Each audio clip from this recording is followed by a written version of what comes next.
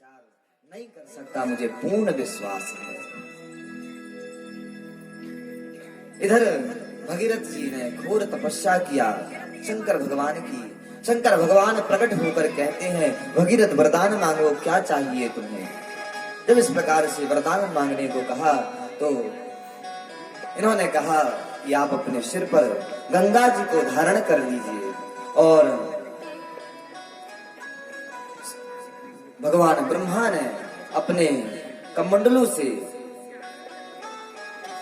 थोड़ा सा जल गिराया और अपने कमंडलों से जो चरण प्रक्षालन किए थे वामन भगवान के, वही गंगा भगवान शंकर के जटा में समाहित हो गई।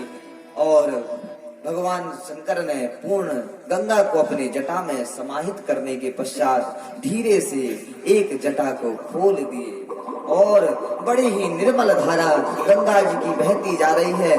और आगे आगे भगीरथ जी महाराज बड़ी प्रसन्नता से चले आ रहे हैं, दौड़े आ रहे हैं। पीछे बार बार देखते हैं गंगा जी किस प्रकार से बह रही हैं। अरे बही कैसे गंगा लहर धीरे धीरे, बही कैसे गंगा लहर धीरे धीरे, बही कैसे गंगा लहर धीरे धीरे, बही कैसे गंगा लहर धीरे धीरे, बही कैसे गंगा लहर धीरे धीरे, बही कैसे लहर धीरे धीरे, पहाड़ों से आ रही उतर धीरे धीरे, पहाड़ों से आ रही उतर धीरे धीरे, वही कैसे गंगा लहर धीरे निर्मल स्वच्छ गंगा जी की धारा बह रही है। पीछे पीछे गंगा जी चली आ रही हैं। आगे आगे भगीरथ जी महाराज बड़े प्रसन्नता से, आज इनको लगता है कि मानो हमारे पितृ जो 60,000 पुत्र सगर के हैं वो सभी तर जाएंगे। किंतु ऐसा देखा, कुछ देर तक गंगा जी आ रही थी, अचानक गंगा जी दिखाई नहीं पड़ी, कहाँ गई। पीछे देखा एक ऋषि बैठे हुए थे। बाबा अभी अभी मेरे पीछे गंगा बह करके आ रही थी, गंगा मैया, वो कहाँ गई, आपने देखा क्या। बोले हाँ।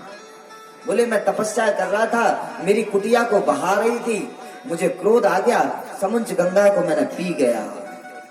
अरे बाबा ये सब क्या करते हो तुम, हमारे 3-3 पीढ़ियां उस गंगा को इस पृथ्वी में लाने के लिए 3-3 पीढ़ियों ने अपना बलिदान दे दिया और मेरा भी पूर्ण आधा जीवन उसी में चला गया। हमने कितनी तपस्या करके बड़ी मुश्किल से गंगा जी को लेके आए और तुमने एक ही बार में पी गए।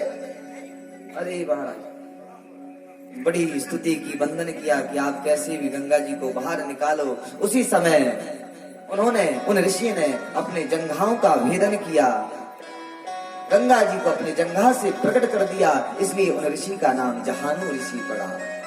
हमारे भारतवर्ष में ऐसे कई कथाएं हैं कि जो हमारे सिर के ऊपर से गुजरती है।